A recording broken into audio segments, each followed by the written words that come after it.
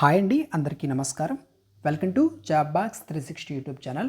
RRB group D ఎగ్జామ్కి సంబంధించి next షిఫ్ట్లలో రాయబోతున్నటువంటి స్టూడెంట్స్కి ఉపయోగపడే విధంగా ఈరోజు జరిగినటువంటి ఎగ్జామ్స్ ఆధారంగా మీకు కొన్ని ఇంపార్టెంట్ మోడల్స్ అనేది ఎక్స్ప్లెయిన్ చేస్తాను. అవి కంపల్సరీగా మీరు ప్రాక్టీస్ చేసుకోండి. అవి ఏ చాప్టర్స్ నుంచి చెప్తున్నానో ఆ చాప్టర్స్ కూడా ఒకసారి చూసుకొని వెళ్ళడం మంచిది. జనరల్ సైన్స్ ఉంది కదా, ఆ జనరల్ సైన్స్లో కూడా ఏ టాపిక్స్ చదువుకోవాలో కూడా కొన్ని ఇంపార్టెంట్ పాయింట్స్ చెప్తాను. అవి కూడా నోట్ చేసుకొని ప్రాక్టీస్ చేయండి, ఓకేనా. వీడియోలో ఇంకొన్ని ఇంపార్టెంట్ పాయింట్స్ కూడా మీకు చెప్తాను, జాగ్రత్తగా వినండి, ఓకేనా. ఇక లేట్ చేయకుండా క్లాస్లోకి వెళ్దాం. ఇక్కడ చూడండి, ఒక్కొక్క క్వశ్చన్ చెప్తున్నప్పుడు మీరు ప్రాక్టీస్ చేయండి. ఒక శంకు యొక్క వ్యాసార్థం 7 సెంటీమీటర్లు మరియు ఎత్తు 24 సెంటీమీటర్లు అయితే ఆ శంకు యొక్క వక్రత వైశాల్యం మరియు సంపూర్ణతల వైశాల్యం మధ్య గల నిష్పత్తి ఎంత? వక్రత వైశాల్యం, సంపూర్ణతల వైశాల్యం అంటే curved surface area, total surface area, ఈ రెండింటి మధ్య రేషియో అనేది కనుక్కోవాలి, ఓకేనా. ఇలాంటి మోడల్స్ ఒకసారి చూసుకోండి. మీకు మెన్సురేషన్ మీద కంపల్సరీగా క్వశ్చన్స్ వస్తాయని చెప్పాను. 3D మీద ఫోకస్ చేస్తున్నారు, ఒక్కసారి చూసుకోండి. మనకు ఫస్ట్ షిఫ్ట్లో చూసాం ఏంటి, మనకి అక్కడ సెక్టార్ మీద అడిగారు, ఓకేనా. యాంగిల్ విలువ తీటా ఉంది కదా, తీటా విలువని కనుక్కోమని అడిగారు, ఓకేనా. సో ఇక్కడ కోన్ మీద, సెకండ్ షిఫ్ట్లో కోన్ మీద అయితే అడిగారు. కాబట్టి మీరు గమనిస్తే 3D ఇంపార్టెంట్ అండి. 3Dని ఒకసారి ఫోకస్ చేయండి, ఒకసారి ఫార్ములాస్ అన్నీ రివిజన్ చేసుకోండి. మీకు ఇక్కడ చెప్తున్న క్వశ్చన్స్ మెమొరీ బేస్డ్ క్వశ్చన్స్, ఓకేనా. స్టూడెంట్స్ వాల్యూస్ అన్నీ గుర్తుపెట్టుకొని చెప్పడానికి అంత టైం అనేది ఉండదు. వాళ్ళు ఏంటంటే బెస్ట్ ఇవ్వడానికి ప్రయత్నం చేస్తూ ఉంటారు. ఇక్కడ ఏంటంటే మనకి మోడల్ ఇంపార్టెంట్, ఓకేనా. ఎగ్జామ్లో ఏ మోడల్ వచ్చిందో ఆ మోడల్ ఇంపార్టెంట్. ఆ మోడల్ని జాగ్రత్తగా మీరు ప్రాక్టీస్ అయితే నెక్స్ట్ షిఫ్ట్లో మీకు అదే మోడల్ వస్తే ఈజీగా చేసి నెక్స్ట్ క్వశ్చన్కి వెళ్ళొచ్చు, ఓకేనా. ఇప్పుడు ఇక్కడ క్వశ్చన్ ఏంటి, సంపూర్ణతల వైశాల్యం, వక్రతల వైశాల్యం, ఈ రెండింటికి మధ్య రేషియో కనుక్కోవాలి. ఇచ్చిన విలువలను చూసుకోండి. ఇక్కడ ఏమి ఇచ్చారు, మనకి రేడియస్ ఇచ్చారు, ఎత్తు కూడా ఇచ్చారు, ఓకేనా. అయితే మనకి వక్రతల వైశాల్యం అండ్ సంపూర్ణతల వైశాల్యం ఈ రెండింటికి సంబంధించి ఫార్ములాస్ తెలియాలి, ఓకేనా. ఫార్ములాస్ చూసుకోమని చెప్పాను, చూసుకున్న వాళ్ళు చేస్తారు. ఇక్కడ చూస్తే మనకి వక్రత వైశాల్యం అంటే కర్వ్డ్ సర్ఫేస్ ఏరియాకి ఫార్ములా ఏంటి, πr/l. రేషియో ఏంటంటే ఈ వక్రతల వైశాల్యం బై సంపూర్ణతల వైశాల్యం. సంపూర్ణతల వైశాల్యానికి సంబంధించిన ఫార్ములా ఏంటి, πr/r+l, అంతే కదా. πr/r+l l+r. వీటిలో πr క్యాన్సిల్ అవుతుంది, ఫైనల్గా మిగిలేదండి l/r+l. సింపుల్గా దీన్ని మాత్రమే సబ్స్టిట్యూట్ చేస్తే సరిపోద్ది, గుర్తుపెట్టుకోండి. ఫస్ట్ ఆఫ్ ఆల్ వక్రతల వైశాల్యం మొత్తం కనుక్కొని, సంపూర్ణతల వైశాల్యం మొత్తం కనుక్కొని, దాన్ని బై అంటే ఏదైతే CS/TSA ఈ రెండింటిని వేసుకొని చేసుకోవడానికి అంటే టైం వేస్ట్ అవుతుంది. అలా చేయొద్దు, ఇలా సింప్లిఫై చేసి దీనికి సబ్స్టిట్యూట్ చేయండి, సరిపోద్ది. ఇక్కడ ఎల్ అంటే ఏంటి, స్లాంట్ హైట్, ఓకేనా. స్లాంట్ హైట్ మనకు తెలుసా, ఇక్కడ స్లాంట్ హైట్ ఇవ్వలేదు, డైరెక్ట్గా ఓన్లీ హైట్ మాత్రమే ఇచ్చారు. హెచ్ ఇచ్చారు, ఆర్ ఇచ్చారు, కానీ స్లాంట్ హైట్ ఇవ్వలేదు. కాబట్టి మనం స్లాంట్ హైట్ అనేది కనుక్కోవాలి, ఓకేనా. స్లాంట్ హైట్ కనుక్కోవడానికి ఫార్ములా ఏంటి, where L is equal to √r² + h², అంతే కదా. సో √r² అంటే ఎంత, 7² అంటే 49 ప్లస్ h² అంటే ఎంత, 24² అంటే 576, అంతే కదా. సో స్క్వేర్స్ మినిమం మిమ్మల్ని 25 స్క్వేర్స్ వరకు నేర్చుకోమన్నాను, మీరు నేర్చుకుంటే ఈజీ అవుతుంది, ఓకేనా. మొత్తం కూడితే ఎంత అవుతుంది, √625, అంతే కదా. 625కి రూట్ వేస్తే దాని విలువ ఎంత, 25, అంతే కదా. సో దీని విలువ 25 అంటే slant height is equal to ఎంత అండి, 25. మనం కనుక్కోవాల్సింది ఏంటి, l/r+l కదా. సో ఎల్ అంటే ఎంత, 25 బై r అంటే 7 plus 25 is equal to 25 by 25 plus 7 ఎంత, 32, ఓకేనా. 25 ప్లస్ 7 అంటే 32, అంటే 25/32. ఇది రేషియో, ఓకేనా. Option A is the correct answer. ఈ విధంగా స్ప్లిట్ చేసుకొని చెయ్యండి, గుర్తుపెట్టుకోండి, ఓకేనా. మెన్సురేషన్ మొత్తం ఫార్ములాస్ చూడాల్సిందే, ఖచ్చితంగా ప్రతి ఫార్ములా చూసుకొని వెళ్ళాల్సిందే, ఓకేనా. నెక్స్ట్ క్వశ్చన్, ఏ ఒక పనిని 18 రోజులు, బి అదే పనిని 24 రోజుల్లో పూర్తి చేయగలుగుతారు. వారిద్దరు కలిసి పనిని ప్రారంభించిన 3 రోజుల తర్వాత ఏ పని నుండి వైదొలిగాడు అంటే వెళ్ళిపోయాడు. మిగిలిన పని బి ఒక్కడే పూర్తి చేస్తే ఆ పని ఆ మొత్తం పని పూర్తి కావడానికి పట్టిన మొత్తం రోజుల సంఖ్య ఎంత? ఇక్కడ మనకి ఈరోజు షిఫ్ట్లలో ఎలాంటి ప్రశ్న అడిగారు? ఏ ఇన్ని రోజుల్లో చేస్తాడు, బి ఇన్ని రోజుల్లో చేస్తాడు, ఇద్దరు కలిసి ఎన్ని రోజుల్లో చేస్తారు? ఇలాంటి క్వశ్చన్ సింపుల్ క్వశ్చన్ అడిగారు. నెక్స్ట్ షిఫ్ట్లలో కంపల్సరీగా ఇలాంటి మోడల్ వచ్చే అవకాశం ఉంది. ఇది ఒకసారి చూసుకొని వెళ్ళండి. ఓకేనా? ఇక్కడ మీకు చూస్తే ఏ బి ఇద్దరికి సంబంధించినటువంటి డేస్ అనేది ఇచ్చారు. వాళ్ళిద్దరు కలిసి 3 రోజులు చేశారన్నాడు. అయితే ఏ 3 రోజుల తర్వాత వెళ్ళిపోయాడంట. మిగిలిన పని బి చేస్తే ఆ పని పూర్తి కావడానికి ఆ మొత్తం పని పూర్తి కావడానికి పట్టిన మొత్తం రోజుల సంఖ్య అడిగాడు. డేస్ అనేది అడిగాడు. ఓకేనా? దీన్ని ఎలా చేయాలి? మీకేంటి ఇలాంటి టైమ్ అండ్ వర్క్కి సంబంధించిన ఫార్ములా ఈ యొక్క ప్రాబ్లమ్స్ చేసేటప్పుడు మీకు చెప్పింది ఏంటి? ఎల్సిఎం మెథడ్ వాడమన్నాను. అదే ఈజీగా ఉంటుంది మీకు. ఓకేనా? నీట్గా క్లియర్గా ఉంటుంది, కన్ఫ్యూజన్ అనేది ఉండదు. ఇక్కడ సింపుల్గా ఈ 18కి 24కి ఎల్సిఎం కట్టండి. 18కి 24కి ఎల్సిఎం కడితే ఎంత అండి? 72 అనేది వస్తుంది. అంతే కదా? 18కి 24కి ఎల్సిఎం కట్టారనుకోండి 72 అనేది రావడం జరుగుతుంది. కావాలంటే చూడండి, 18 4 72 అంతే కదా? సో 24 3 72 కాబట్టి 72 అనేది మనకి ఎల్సిఎం వస్తుంది. ఆ ఎల్సిఎంఏ మనకి టోటల్ వర్క్ అవ్వడం జరుగుతుంది. ఓకేనా? టోటల్ వర్క్ అనేది తెలిసింది మనకి. Total work is equal to 72 అనమాట. నెక్స్ట్ ఏంటి? ఏ యొక్క ఎఫిషియన్సీ, బి యొక్క ఎఫిషియన్సీ కూడా కావాలి కదా. అసలు ఫార్ములా ఏంటి? Total work is equal to efficiency into time. అంతే కదా? Efficiency into time. ఇక్కడ ఏ యొక్క ఎఫిషియన్సీ ఎంత? ఏ యొక్క ఎఫిషియన్సీ కావాలంటే ఏ యొక్క డేస్ ఏవైతే ఉన్నాయో so total work by days వేసుకుంటే ఎఫిషియన్సీ వస్తుంది. 72/18 అంటే ఎంత? 4. బి యొక్క ఎఫిషియన్సీ ఎంత? 72/24 అంటే 3. ఏ ప్లస్ బి ఇద్దరి యొక్క టోటల్ ఎఫిషియన్సీ ఎంత? 7 అవుతుంది. అంతే కదా? 4 + 3 7 అవుతుంది. మనకు టోటల్ ఎఫిషియన్సీ 7 తెలుసు, టోటల్ వర్క్ తెలుసు 72. ఇప్పుడు ఇద్దరు కలిసి ఎన్ని రోజులు చేశారు? 3 రోజులు మాత్రమే చేశారు. ఇద్దరు కలిసి చేశారు కాబట్టి 3 × 7 అంతే కదా? Days into efficiency 7 × 3 is equal to 21 units. మొత్తం టోటల్ 72 యూనిట్స్ అయితే 21 యూనిట్స్ ఇద్దరు కలిసి చేశారు. ఓకేనా? అంటే 72లోంచి 21ని తీసేయండి. తీసేస్తే రిమైనింగ్ ఎంత మిగులుతుంది? 51 మిగులుతుంది.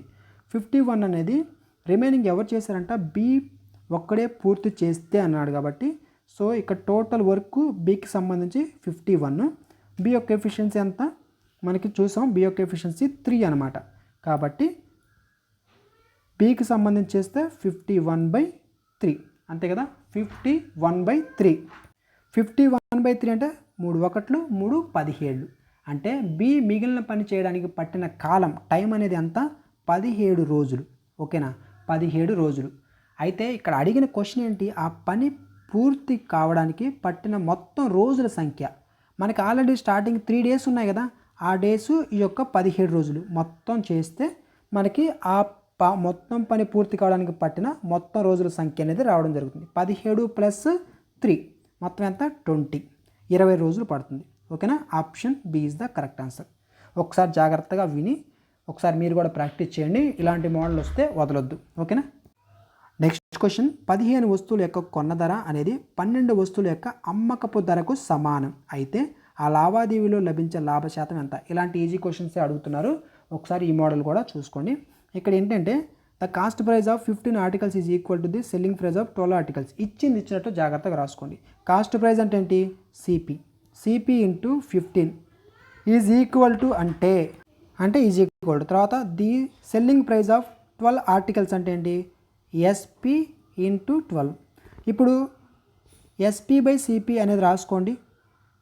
ఎస్పి/సిపి ఈజ్ ఈక్వల్ టు ఏమవుతుంది? ఈ సిపి యువతలకు వస్తే ఈ 12 అనేది యువతలకు వస్తుంది. అంటే 15/12 ఉంటుంది. ఇక్కడ చూడండి 3 ఎక్కన కొట్టేయచ్చు కదా. 3 4 3 5 అంతే కదా. సో మనకి ఏం మిగిలింది? ఎస్పి/సిపి విలువ 5/4 మిగిలింది. ఎస్పి/సిపి విలువ ఎస్పి/సిపి 5/4 మిగిలింది. అంటే సిపి కొన్న వేల 4 అయితే అమ్మిన వేల 5 భాగాలు. అంటే ఎంత పెరిగింది? 1 భాగం పెరిగింది. ఓకేనా? 1 పార్ట్ అనేది పెరిగింది, 1 పార్ట్ పెరిగింది. ఇప్పుడు ఏమంటున్నాడు, లాభ శాతం కనుక్కోమంటే ప్రాఫిట్ పర్సంటేజ్ కనుక్కోవాలంటే profit by CP into 100. Profit ఎంత 1 బై సిపి ఎంత 4 ఇంటూ 100 పర్సంటేజ్ కాబట్టి 1 25, 25% ప్రాఫిట్ అనమాట, 25% ప్రాఫిట్. అర్థమైందా? ఓకేనా. నెక్స్ట్ క్వశ్చన్ చూడండి. ఒక దుకాణదారుడు 25 రూపాయల చొప్పున 20 పెన్నులు, 40 రూపాయల చొప్పున 15 పుస్తకాలు మరియు 15 రూపాయల చొప్పున 25 పెన్సిళ్ళు కొనుగోలు చేశాడు. అయితే అతడు కొనుగోలు చేసిన మొత్తం వస్తువుల యొక్క సగటు ధర ఎంత? ఈ క్వశ్చన్ ఎలా చేయాలి? ఈ టైప్ ఆఫ్ క్వశ్చన్స్ వస్తే గుర్తుపెట్టుకోండి, మనకి ఇచ్చింది 25 రూపాయల చొప్పున 20 పెన్నులు అన్నాడు. అంటే 25 రూపాయల చొప్పున 20 పెన్నులు అంటే ఒక్కొక్క పెన్ను 25 రూపాయలు. అంటే 20 పెన్నులు ఎంత అవుతుంది? 25 ఇంటూ 20, అంతే కదా. కాబట్టి ఎంత అవుతుంది? 25 ఇంటూ 20 500. అదొకటి. నెక్స్ట్ పుస్తకాలకు సంబంధించి చూడండి, 40 రూపాయల చొప్పున 15 పుస్తకాలు, 40 ఇంటూ 15 ఎంత? 600. నెక్స్ట్ 15 రూపాయల చొప్పున 25 పెన్సిల్ కొనుగోలు చేశాడు. 15 ఇంటూ 25 ఎంత అవుతుంది? 15 ఇంటూ 25 375. ఇవన్నీ అమౌంట్ అనమాట. ఓకేనా, ప్రైస్ ఇదంతా. అయితే క్వశ్చన్ ఏంటి? వస్తువు యొక్క సగటు ధర ఎంత? సగటు కనుక్కోవాలండి. సగటు కనుక్కోవాలంటే మొత్తం ఖర్చు బై మొత్తం వస్తువులు. ఓకేనా, మొత్తం ఖర్చు బై మొత్తం వస్తువులు వేసుకుంటే ఈజీగా సగటు అనేది వస్తుంది. మొత్తం ఖర్చు ఎంత? 500 ప్లస్ 600 ప్లస్ 375. 500 600 1100. 11 ఒక 375 అంటే ఎంత? 1475. కాబట్టి 1475 బై మొత్తం వస్తువుల యొక్క సంఖ్య. మొత్తం వస్తువులు కూడా లెక్క పెట్టాలి కదా. మనకి ఇక్కడ చూడండి 20, తర్వాత ఇక్కడ 15, 35, తర్వాత ఒక 25, 40, తర్వాత ఒక 20, 60. మొత్తం వస్తువుల యొక్క సంఖ్య 60 అనమాట. 1475 బై 60 వేసుకుంటే ఆన్సర్ వచ్చేస్తుంది. దీన్ని మీరు క్యాలిక్యులేట్ చేయండి. క్యాలిక్యులేట్ చేస్తే మనకి ఎంత వస్తుంది? 24.58 అనేది వస్తుంది. ఓకేనా, 24.58. Option B is the correct answer. మీరు క్యాలిక్యులేట్ చేయండి, ఇదే వస్తుంది. మీకు ప్రాసెస్ అనేది ఇంపార్టెంట్. ఓకేనా. నెక్స్ట్ క్వశ్చన్, 63,000 మొత్తాన్ని ఏ, బి మరియు సి అనే ముగ్గురు వ్యక్తుల మధ్య 243 నిష్పత్తిలో పంచడం జరిగింది. అయితే బి మరియు సిల వాటాల మధ్య వ్యత్యాసం ఎంత? ఈ క్వశ్చన్ కూడా ఈజీగా చేయొచ్చు. 247 ఈ మొత్తాన్ని కూడండి. రేషియోలో ఇచ్చిన విలువలన్నింటినీ కూడండి. 243 ఎంత? 43 7 7 2 9 9x అనుకోండి. ఓకేనా, 9x. ఎందుకంటే రేషియోలో ఉంది కాబట్టి నేను 9xగా రాసుకున్నాను టోటల్ని. 9x విలువ ఇచ్చారు ఇక్కడ 63,000. ఎంత? 63,000. ఇప్పుడు 9 1 9 7 అంటే ఎక్స్ విలువ ఎంత? 7,000. అంతే కదా. ఎక్స్ విలువ 7,000 అంటే మనకి బి మరియు సిల వాటాల మధ్య వ్యత్యాసం. ఇక్కడ బి యొక్క రేషియో ఎంత? 4x అండ్ సి యొక్క ratio 3x. 4x minus 3x difference అంటే మైనసే కదా. సో ఎంత? ఎక్స్ వస్తుంది. ఎక్స్ విలువ ఎంత? 7,000. 7,000 అంతే కదా. కాబట్టి option A is the correct answer. Next question, 2 సంఖ్యల కాసాగు. మీకు నిన్నటి రోజు కూడా మీకు మ్యాథ్స్కి సంబంధించినటువంటి బిఫోర్ అప్లోడ్ చేసిన వీడియోలో కూడా చెప్పాను ఇదే మోడల్. కంపల్సరీగా ఈ మోడల్ అనేది మీరు చూసుకొని వెళ్ళాలి. ఓకేనా. దీన్ని 4 రకాలుగా అడగొచ్చు, ఎలా అయినా అడగొచ్చు. ఓకేనా. 2 సంఖ్యల కాసాగు ఎల్సిఎం అండ్ హెచ్సిఎఫ్ వరుసగా 360 12.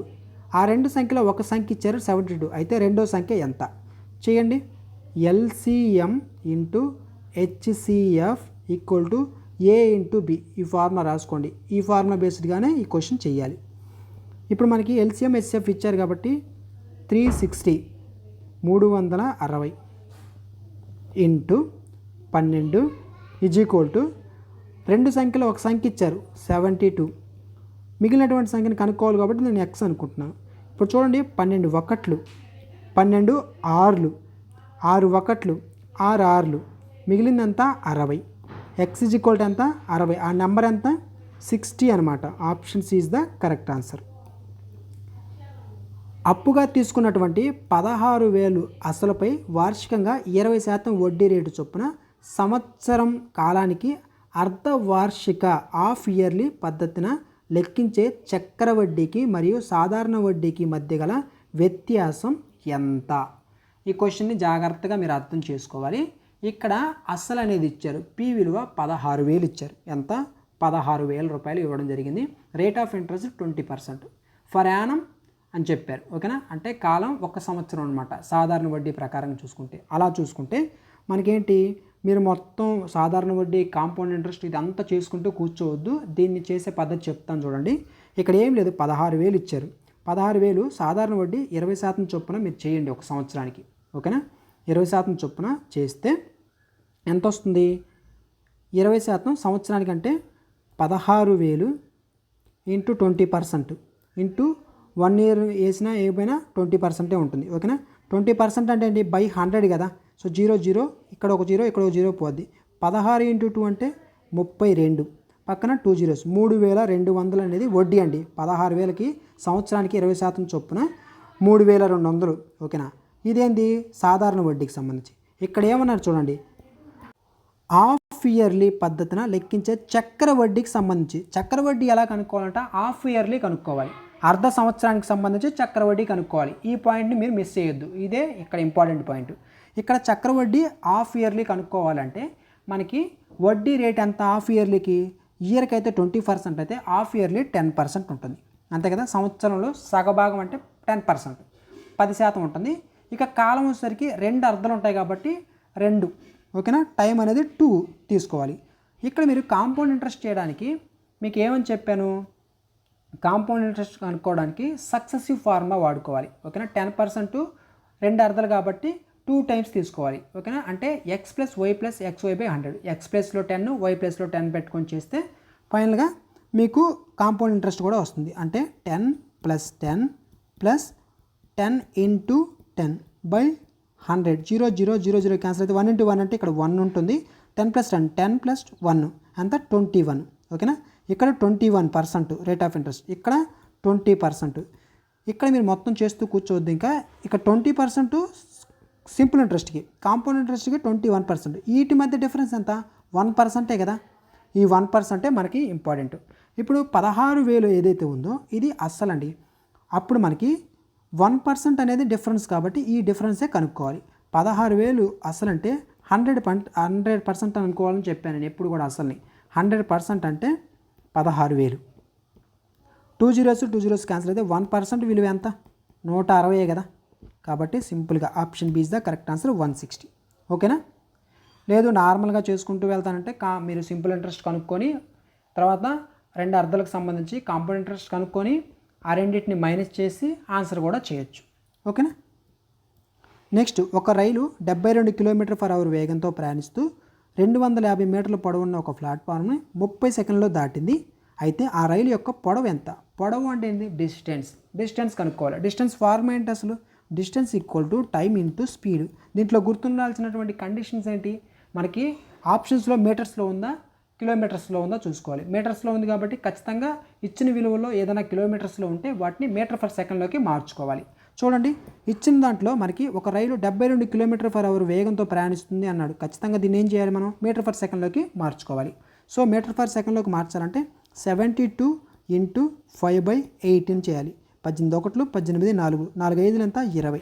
ఓకేనా? స్పీడ్ ఏమవుతుంది? 20 m/s అవుతుంది. ఓకేనా? స్పీడ్ 20 m/s అవుతుంది. మనకి డిస్టెన్స్ ఫార్ములా ఏంటంటే ఇక్కడ ప్లాట్ఫామ్ యొక్క పొడవు కూడా ఇచ్చారు కాబట్టి డిస్టెన్స్ ప్లస్ ప్లాట్ఫామ్ యొక్క పొడవు రెండింటిని తీసుకొని ఈజ్ ఈక్వల్ టు మనకి టైం ఇంటూ స్పీడ్. టైం ఎంత? 30 seconds ఇంటూ స్పీడ్ ఎంత? మనకి కిలోమీటర్ ఫర్ ఏదైతే km/hని మీటర్ పర్ సెకండ్లోకి మార్చాం కదా స్పీడ్ని. ఆ స్పీడ్ని ఇక్కడ రాసుకోవాలి. ఎంత వచ్చింది ఆ స్పీడ్? 20. సో ఇక్కడ చూడండి, 3 2 ఎంత? 6. ఇక్కడ 0 ఇక్కడ 0 ఉందంటే 2 0 యాడ్ చేసుకోవాలి. 600 వచ్చింది. ఇక్కడ 250 ప్లస్ డిస్టెన్స్ అనేది ఉంది. ఈ 250ని యువతలో తీసుకొస్తే -250 అవుతుంది. 600 నుంచి 200 తీసేయండి, 400 ఉంటుంది. ఇంకొక 50 కూడా ఉంది కదా, ఆ 50ని కూడా తీస్తే 350 అనేది ఉంటుంది. 350 అనేది మిగలడం జరుగుతుంది అనమాట. ఎంత? 350 meters. Option B 350 meters is the answer. ఓకేనా? ఇక్కడ మీరు గుర్తుంచుకోవాల్సిన పాయింట్ ఏంటి? ట్రైన్స్ మీద మీకు ప్రాబ్లమ్స్ వస్తే వాడు km/hలో ఇచ్చాడా, m/s ఇచ్చాడా? ఆప్షన్స్లో km/hలో ఉందా లేకపోతే m/s ఉందా? ఈ రెండు చూసుకోండి. తర్వాత కన్వర్షన్ చేసుకునే పద్ధతి కూడా ఒకసారి చూసుకోండి. ఓకేనా. నెక్స్ట్ ఇలాంటి మోడల్స్ కూడా వస్తాయి, ఖచ్చితంగా మీరు నెక్స్ట్ షిఫ్ట్లలో వీటిని కూడా ప్రాక్టీస్ చేసుకోండి. ఇది డేటా ఇంటర్ప్రిటేషన్కి సంబంధించి డిఐ అంటాం కదా, దానికి సంబంధించి ఇది చేసేటప్పుడు గుర్తుపెట్టుకోండి, మీరు యావరేజెస్, పర్సంటేజెస్, తర్వాత ఒకవేళ కొన్నిసార్లు ప్రాఫిట్ లాస్, ఇవి మనం ఏదైతే అర్థమెటిక్లో నేర్చుకొని ఉంటామో చాప్టర్స్ వరుసగా, ఆ చాప్టర్స్ నుంచే ఇక్కడ డిఐలో కూడా ఇస్తారు. అంతే, మీరు అవి నేర్చుకొని ఉంటే ఇది ఈజీగా చేస్తారు. ఇక్కడ ఏమడిగారు చూడండి, కింది పట్టిక 5 విభిన్న పాఠశాలల్లో చదువుతున్న విద్యార్థుల సంఖ్యను సూచిస్తుంది. అన్ని పాఠశాలలోని మొత్తం విద్యార్థుల సగటు సంఖ్య ఎంత? సగటు కనుక్కోవాలి. సగటు సంఖ్య అంటే ఏంటి? విద్యార్థుల యొక్క సగటు కనుక్కోవాలి. సగటు కనుక్కోవాలంటే మనకి ఇక్కడ ఏమేమి ఉన్నాయి చూడండి. విద్యార్థుల యొక్క నెంబర్స్ ఎక్కడక్కడ అంటే ఇక్కడ పాఠశాల స్కూల్ ఏలో, స్కూల్ బిలో, స్కూల్ సి, ఎటు విధంగా స్కూల్ డి ఈ వరకు ఇచ్చారు. ఆ స్కూళ్ళల్లో ఉన్నటువంటి స్టూడెంట్స్ యొక్క నెంబర్ అనేది ఇచ్చారు. ఇక్కడ మనకి సగటు కనుక్కోవాలంటే ఏంటి? ఆ నెంబర్స్ మొత్తాన్ని కూడి బై ఆ నెంబర్స్ ఎన్ని ఉన్నాయో దాని విలువ కింద వేయాలి. అంటే 450, 620, 530, 480, 520 వీటన్నిటిని కూడి ఎన్ని నెంబర్లు ఉన్నాయి? 1 2 3 4 5 ఉన్నాయి కాబట్టి బై 5 వేసుకోవాలి. అదే కదా మన సగటు కనుక్కోవడం అంటే. సో ఇది కూడా చేద్దాం. ఇక్కడ 450, 620, 530, 480, 520. వీటిలో ఆ 20లు, 50లు, 30లు పక్కన పెట్టండి. హండ్రెడ్స్ మాత్రం తీసుకోండి. 400, 600 ఎంత? 1000. 1000 ఒక 500 అంటే 1500, 1500. 15 ఒక 4 అంటే 19. 19 ఒక 5 అంటే 24. 2400. తర్వాత 50 ఒక 20. ఇక్కడ ఒక 30 ఉంది. 20 ఒక 30, 50 ఒక 50, 100. 100 ఒక 80, 180. 180 ఒక 20, 200. ఈ 200 కలుపుకోండి. మొత్తం ఎంత? 2600. టోటల్ 2600. 2600 డివైడెడ్ బై ఎన్ని ఉన్నాయి? 1 2 3 4 5 ఉన్నాయి కాబట్టి 5 వేసుకోండి. దీన్ని క్యాలిక్యులేట్ చేయండి, ఆన్సర్ వచ్చేస్తుంది. ఎంత? 5 ఒకట్లు. ఓకేనా, 5 5లు, తర్వాత ఇక్కడ 1 ఉంటుంది, పక్కన 0 అంటే 5 2, 520. ఓకేనా, 520 అనేది దీని యొక్క సగటు. విద్యార్థుల సగటు సంఖ్య 520. Option C is the correct answer. ఈ విధంగా చేయాలి. ఓకేనా, డిఏ క్వశ్చన్స్ కూడా ఈజీగానే ఉంటాయి. ఓకేనా, మీకు ఆ కాన్సెప్ట్ తెలియాలి అంతే. నెక్స్ట్ చూడండి, మీకు మీన్, మీడియన్, మోడ్కి సంబంధించినటువంటి సాంఖ్యక శాస్త్రం, స్టాటిస్టిక్స్ సంబంధించి ఆల్రెడీ వీడియో అప్లోడ్ చేశాను. దాని మీద క్వశ్చన్స్ వస్తున్నాయి. సెకండ్ షిఫ్ట్లో కూడా దాని మీద క్వశ్చన్స్ అయితే వస్తున్నాయి. కాబట్టి నెక్స్ట్ మీరు రాయబోతున్నటువంటి ఎగ్జామ్లో కూడా క్వశ్చన్స్ అనేది వస్తాయి. కాబట్టి దాన్ని ఒకసారి ఆ వీడియోని ఒకసారి చూడండి. డిస్క్రిప్షన్లో కూడా ఆ వీడియో లింక్ ఇస్తాను. ఆల్రెడీ రీసెంట్గానే అంటే ఈరోజే అప్లోడ్ చేశాను. ఆ వీడియో ఒకసారి నీట్గా చూసుకోండి. దాంట్లో మీకు ఈ విధంగా టేబుల్లో వచ్చేటటువంటి మోడల్ చెప్పలేదు, ఇక్కడ మోడల్ చెప్తాను. ఓకేనా, ఈ మోడల్లో 1 or 2 or 3 మోడల్స్ ఉంటాయి. ఓకేనా, అవి కూడా రిమైనింగ్ నెక్స్ట్ వీడియోస్లో మీకు చెప్తాను. ఓకేనా, ఈ వీడియోలో మనకి ఏంటంటే మీన్ కనుక్కునే విధానాన్ని చూద్దాం. ఓకేనా, అంక మధ్యమం కనుగొనడం. ఓకేనా, ఫస్ట్ మనకి ఇక్కడ ఏమి ఇచ్చారు? క్లాస్ ఇంటర్వల్, ఫ్రీక్వెన్సీ ఇచ్చారు. వీటిని ఎలా చేయాలి? ఓకేనా, మనకి మీన్ కనుక్కునే విధానం ఏంటి? ఈ విధంగా బాక్స్ ఇచ్చి ఓకేనా మనకి మీన్ కనుక్కోమని చెప్తే ఏం చేయాలంటే దీంట్లో మీరు చేయాల్సిన స్టెప్స్ చెప్తాను చూడండి. ఫస్ట్ స్టెప్ ఏంటంటే మధ్య విలువ తీసుకోవాలి. ఏంటి ఆ మధ్య విలువ? క్లాస్ ఇంటర్వల్ ఉంది కదా, ఫస్ట్ 0 నుంచి 10, 0 నుంచి 10 మధ్యలో ఉన్నటువంటి విలువ ఎంత? 5. అంతే కదా. నెక్స్ట్ మనకి 10కి 20కి మధ్య ఉన్నటువంటి విలువ 15, 20కి 30కి మధ్య ఉన్నటువంటి విలువ 25, 30కి 40కి 35, 40కి 50కి 45 మధ్యలో ఉన్నటువంటి విలువలను తీసుకోవాలి. ఆ మధ్యలో ఉన్నటువంటి విలువలను తీసుకొని తర్వాత మనకి 5 ఇంటూ ఫ్రీక్వెన్సీ విలువ, తర్వాత 15 ఇంటూ ఈ 6, 25 ఇంటూ 10, తర్వాత 35 ఇంటూ 7, 3 ఇంటూ 45. ఈ విధంగా మల్టిప్లై చేయాలి. ఎందుకంటే ఇక్కడ ఒక ఫార్ములా అనేది ఉంది. ఆ ఫార్ములా రాసుకోండి, దాన్ని రాసుకుంటే మీకు అర్థమవుతుంది. అదేంటంటే sigma FI into XI by sigma FI. ఇది ఫార్ములా అనమాట. Sigma FI dot XI. Dot అంటే ఏంటి? ఇంటూ అని అర్థం. ఎక్స్ఐ అంటే ఏంటంటే మనకి ఈ ఎఫ్ఐ అనేది ఏంటి? ఫ్రీక్వెన్సీ విలువ. ఎక్స్ఐ అనేది ఏంటి? ఇక్కడ మనకి ఏదైతే మనం మధ్య విలువ తీసుకున్నామో ఆ మధ్య విలువలు అనమాట. ఆ మధ్య విలువ ఇంటూ ఫ్రీక్వెన్సీ. ఇలా చేస్తే మనకి చేసిన విలువ, ఈ సిగ్మా అంటే అర్థం ఏంటి, వీటన్నిటిని ప్లస్ చేయాలని అర్థం. ఓకేనా, వీటన్నిటిని ప్లస్ చేయాలి అని అర్థం. వాటన్నిటిని ప్లస్ చేస్తే ఒక విలువ వస్తుంది. ఓకేనా, 5, 15, 25, 35 ప్లస్ 45 చేస్తే మనకి ఇవి కాదు, 5 × 4, 15 × 6 ఇలా మల్టిప్లై చేసినటువంటి విలువల్ని ప్లస్ చేయాలి. ఓకేనా, ఎందుకంటే మనకి సిగ్మా ఎఫ్ఐ ఎక్స్ఐ కాబట్టి ఈ రెండింటిని మల్టిప్లై చేసిన విలువల్ని ప్లస్ చేయాలి. ఓకేనా, అర్థమైంది కదా. సో ప్లస్ చేయాలి. ఆ ప్లస్ చేస్తే మనకి విలువ ఎంత వస్తుంది, ఫస్ట్ వాటన్నిటిని ప్లస్ చేయండి. ఫస్ట్ 4 ఉంది, మిడిల్ విలువ ఎంత 5. 5 × 4 అంటే ఎంత 20 ప్లస్ నెక్స్ట్ ఏంటి 10కి 20కి మధ్య విలువ ఎంత 15. 15 × 6 ఎంత 90 ప్లస్ నెక్స్ట్ 20కి 30కి మధ్య విలువ 25. 25 × 10 ఎంత 250 ప్లస్ తర్వాత 35కి 35 కదా మిడిల్, 30కి 40కి మధ్య కాబట్టి 35 × 7. 35 × 7 ఎంత 245 ప్లస్ 40 to 50 మధ్యలో ఉన్నటువంటిది ఎంత 45. 45 × 3 అంటే ఎంత 135. వీటన్నిటిని కూడండి, 20, 90, 250, 245, 135 మొత్తం కూడండి. కూడితే మనకి ఎంత వస్తుంది 740 వస్తుంది. = 740 వస్తుంది. ఓకేనా, ఈ విలువ ఏంటి మనకి, ఈ విలువ ఏంటి అంటే సిగ్మా ఎఫ్ఐ ఎక్స్ఐ విలువ. ఓకేనా, బై మనం కనుక్కోవాల్సింది ఏంటి సిగ్మా ఎఫ్ఐ. ఓకేనా, ఎఫ్ఐ ఎక్స్ఐ విలువ 740 వచ్చింది. ఓకేనా, 740 డివైడెడ్ బై సిగ్మా ఎఫ్ఐ అంటే ఏంటి మనకి, సిగ్మా ఎఫ్ఐ అంటే మనకి కింద ఉన్నటువంటి విలువలు 4, 6, 10, 7, 3 ఇవన్నీ ఉన్నాయి కదా, వాటన్నిటిని కూడాలి. వాటన్నిటిని కూడితే చూడండి 4, 6, 10, ఒక 10, 20, ఒక 7 + 3 అంటే 10 మొత్తం ఎంత 30 కాబట్టి బై 30 వేసుకోవాలి. ఓకేనా, నేను చెప్పిన ఫార్ములా రాసుకొని మీరు చేస్తే అర్థమవుతుంది. 0, 0 క్యాన్సిల్, 3 1, 3 2, ఇక్కడ 1 ఉంటుంది, ఇక్కడ 4 ఉంటుంది. ఓకేనా, వీటన్నిటిని మీరు క్యాన్సిల్ చేయండి. 4s అండ్ పాయింట్ తర్వాత 6, 7 24.67. ఓకేనా, 24.67 option B is the correct answer. 24.67 24.67. ఇంకొకసారి చెప్తాను చూడండి, ఇక్కడ క్లాస్ ఇంటర్వల్ ఫ్రీక్వెన్సీ రెండు ఇచ్చారండి. ఓకేనా, మనకి మీన్ కనుక్కోమంటున్నారు. మీన్ కనుక్కోవాలంటే మనకి ఫస్ట్ ఆఫ్ ఆల్ క్లాస్ ఇంటర్వల్లో ఉన్నటువంటి ఫస్ట్ 0 to 10 వాటి యొక్క మధ్య విలువ కనుక్కోవాలి. మధ్య విలువ వచ్చిన తర్వాత ఆ మధ్య విలువతో కింద ఫ్రీక్వెన్సీని ప్రతి దాని మధ్య విలువ దాని యొక్క ఫ్రీక్వెన్సీతో మల్టిప్లై చేస్తే కొన్ని విలువలు వస్తాయి. ఆ విలువలన్నింటినీ కూడితే మనకి సిగ్మా ఎఫ్ఐ ఎక్స్ఐ విలువ వస్తుంది. ఓకేనా, బై సిగ్మా ఎఫ్ఐ అంటే ఫ్రీక్వెన్సీ విలువ కూడా మొత్తం కూడాలి. ఫ్రీక్వెన్సీలు ఇక్కడ ఉన్నటువంటి మొత్తాన్ని కూడుకొని దాన్ని బైలో వేసుకుంటే మనకి దాన్ని క్యాలిక్యులేట్ చేస్తే ఆన్సర్ వస్తుంది. ఈ విధంగా చేసుకోవాలి. ఓకేనా, ఇక తర్వాత జనరల్ సైన్స్కి సంబంధించి చూస్తే జనరల్ సైన్స్లో మీరు ఫిజిక్స్లో అయితే ప్రాబ్లమాటిక్ క్వశ్చన్స్ 3 to 4 క్వశ్చన్స్ అనేది వస్తున్నాయి. ఓకేనా, ఒకసారి చూసుకోండి. లైట్కి సంబంధించి కానీ ఫిజిక్స్లో ఎలక్ట్రికల్ కరెంట్ ఉంది కదా, సో ఆ కరెంట్కి సంబంధించి ఈరోజు అడిగారు.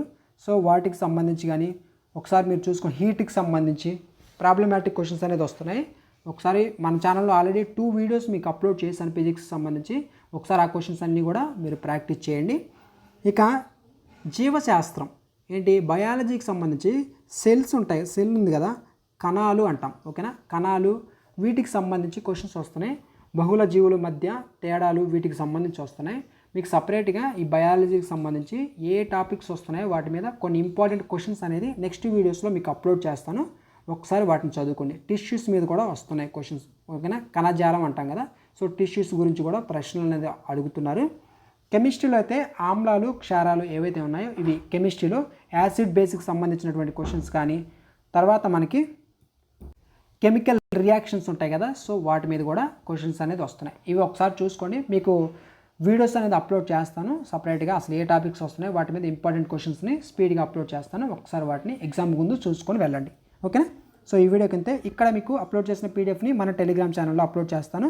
ఓకేనా, అక్కడి నుంచి డౌన్లోడ్ చేసుకొని మీరు ప్రాక్టీస్ చేయండి.